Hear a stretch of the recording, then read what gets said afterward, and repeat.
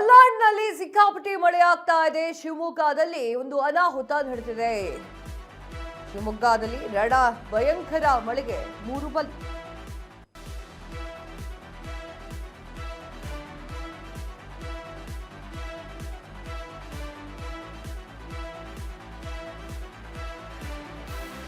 ಶಿವಮೊಗ್ಗದಲ್ಲಿ ಭಯಂಕರ ಮಳೆಗೆ 3 ಬಲಿ. ತೀರ್ಥಹಳ್ಳಿಯ ಇಂದಿರಾನಗರದಲ್ಲಿ ಭಾರೀ ಗುಡ್ಡ ಕುಸಿದ ಒಂದೇ ಕುಟುಂಬದ 3 ಕಾರ್ಮಿಕರು ದುರಂತ ಸಾವು. ಮಣ್ಣಿನಲ್ಲಿ ಹೂತು ಹೋದಂತಹ ಗಂಗಾವತಿ ಮೂಲದ ಕಾರ್ಮಿಕರು, ಮತ್ತಷ್ಟು ಕಾರ್ಮಿಕರು ಮಣ್ಣಿನ ಅಡಿ ಸಿಲುಕಿರುವಂತಹ ಶಂಕೆ.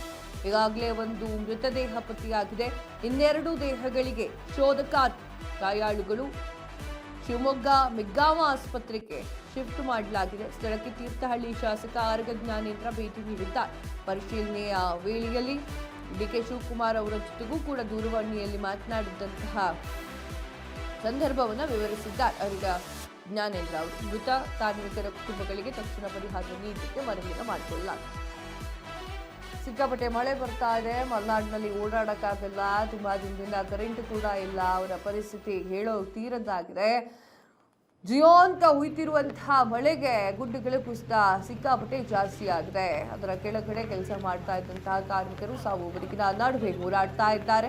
ಅದೇ ರೀತಿಯಾಗಿ ಒಂದು ಗುಡ್ಡ ಕುಸಿದು 3 ಜನ ಬಲಿಯಾಗಿದ್ದಾರೆ. ಇನ್ನು ಉಳಿದಂತಹ ಕಾರ್ಮಿಕರಿಗಾಗಿ ಶೋಧ ಕಾರ್ಯವನ್ನ ನಡೆಸಲಾಗ್ತಾ ಇದೆ. ಜೊತೆಗೆ ಈಗ ಶೋಧ ಕಾರ್ಯದ ಜೊತೆಗೆ ಅಲ್ಲಿ ಗಾಯಗೊಂಡಿರುವಂತಹ ಸಾಕಷ್ಟು ಜನ ಕಾರ್ಮಿಕರನ್ನ ಮೆಗ್ಗಾಮ್ ಆಸ್ಪತ್ರೆಗೆ ಕರೆದುಕೊಂಡು ಹೋಗಲಾಗಿದೆ. ಹೊರಡನ ಆರ್ಭಟ ಯಾವ ಮಟ್ಟಕ್ಕಿದೆ ಅಂತಂದ್ರೆ ಒಬ್ಬರಿತಾ ಇದ್ದಾನೆ ಹೊರಡೀವ.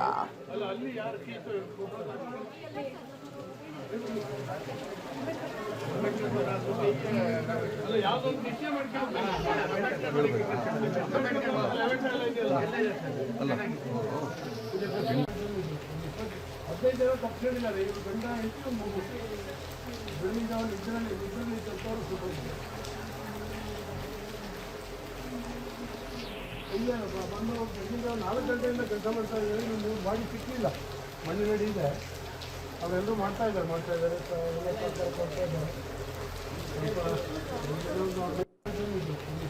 15 ಜನ ತಪ್ಪಿಸಿದ್ದಾರೆ. 7 ಗಂಟೆ ಹೆಚ್ಚು ಮುಗಿಸಿ ಬೆಳಿಗ್ಗೆ ಒಂದು ಇದರಲ್ಲಿ ಸ್ವಲ್ಪ ಸುಟ್ಟಿದೆ. ಇಲ್ಲ ಬಂದು 4 ಗಂಟೆಯಿಂದ ಕೆಲಸ ಮಾಡ್ತಾ ಇದ್ದಾರೆ. ನೀವು ಬಾಡಿ ಸಿಕ್ಕಿಲ್ಲ. ಮಣ್ಣಿನಡಿ ಇದೆ.